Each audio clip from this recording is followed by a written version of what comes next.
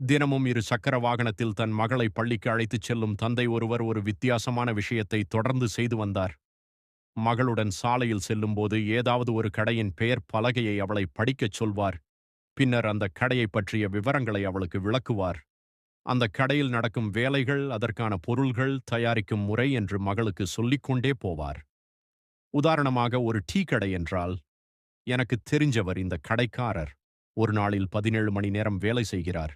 அதில் முக்கால்வாசி நேரம் நின்றபடியே தான் இருப்பார். ஒரு குறிப்பிட்ட நேரத்துல கூட்டம் அதிகமா இருக்கும். அந்த நேரத்துல யாரையும் அதிகம் காத்திருக்க வைக்க முடியாது. சுறுசுறுப்பா டீ கொடுக்கணும். டெஸ்டும் நல்லா இருக்கணும். இப்படி ஆரம்பித்து அதில் வரும் வருமானம், சவால்கள் எனச் சொல்வார். அவர் செல்ல மகளும் இடையிடையே நிறைய கேள்விகள் கேட்பாள். அவற்றுக்கெல்லாம் பதில் சொல்லியவாறு அழைத்துச் சென்று பள்ளியில் விடுவார் தன் மகளை.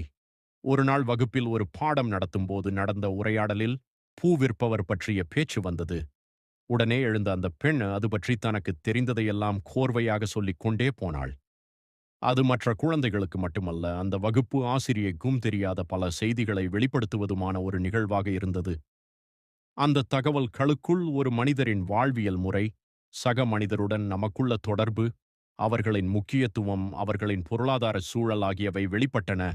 அவள் வகுப்பு ஆசிரியை வியந்து கைதட்டினார்.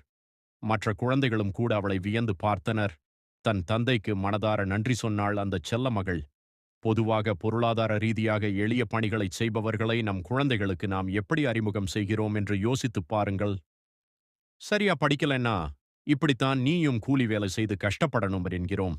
அதாவது, நம் குழந்தைகளுக்குள் பயத்தை புகுத்தி, அதன் மூலமாக புது பொறுப்பை உருவாக்க இதை ஓர் உத்தியாக நினைக்கிறோம். ஆனால் அப்படிச் சொல்வதால் அந்த பணியை தாழ்வாகவும், அதை செய்பவர்கள் மீது இயல்பாகவே மதிப்பும் குறைகிறது. இது சரியான வழிமுறையா? இங்கே செய்யப்படும் எல்லாவிதமான பணிகளும் முக்கியமானவையே. எல்லா மனிதர்களும் முக்கியமானவர்களே என்பதை நாம் நம் குழந்தைகளுக்கு உணர்த்துவது மிக முக்கியம்.